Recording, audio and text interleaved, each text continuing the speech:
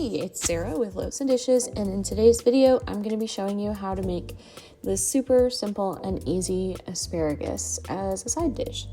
So you want to cut off the woody ends of the asparagus. They don't taste good. They're kind of tough, so you just trim those off.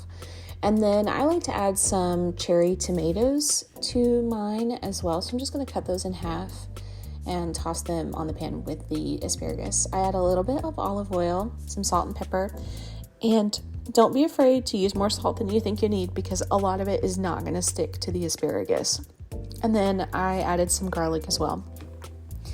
And you could add other things too if you wanted, like if you wanted to bake this with some other vegetables, you absolutely could.